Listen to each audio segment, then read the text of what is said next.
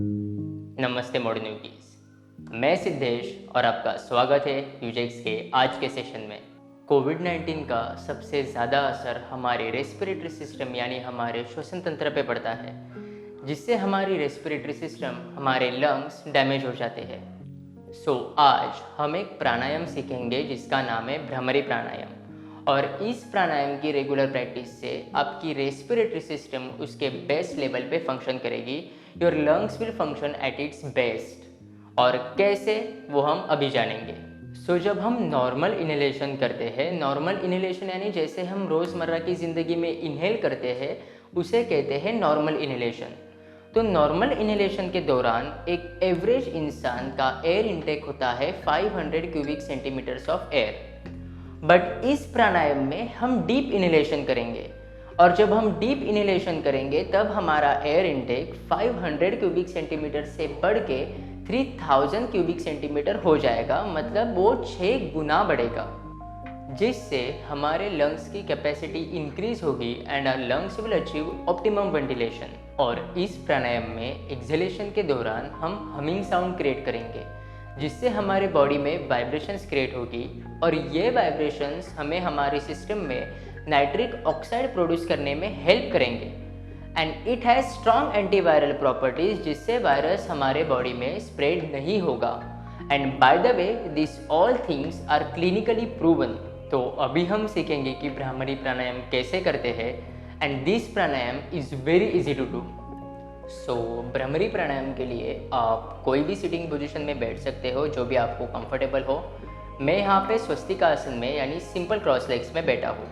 और अगर फ्लोर पे बैठना आपके लिए कंफर्टेबल नहीं है तो आप कोई चेयर का भी यूज़ कर सकते हो, ठीक है। तो सबसे पहले हम स्पाइन को बिल्कुल सीधा रखेंगे और चेस्ट को ओपन करेंगे।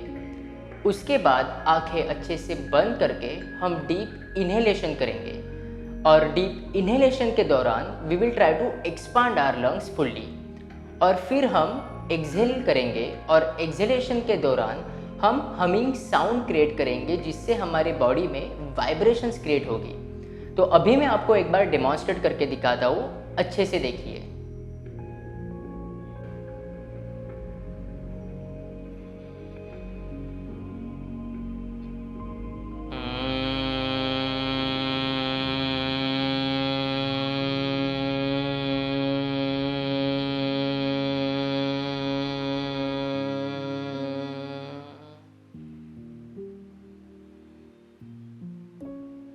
इस तरीके से।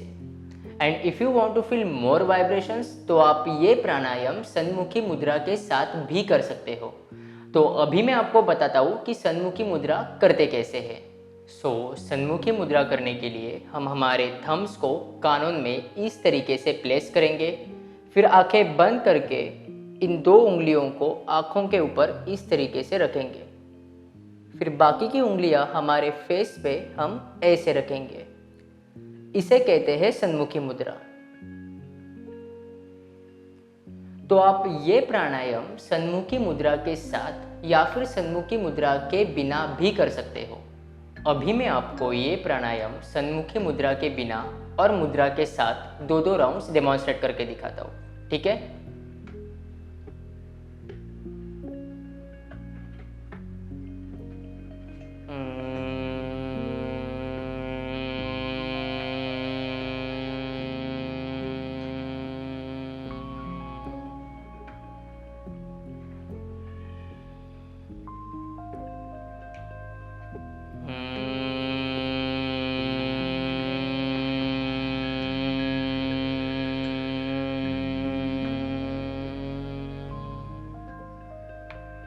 अभी हम सन्मुखी मुद्रा के साथ करेंगे।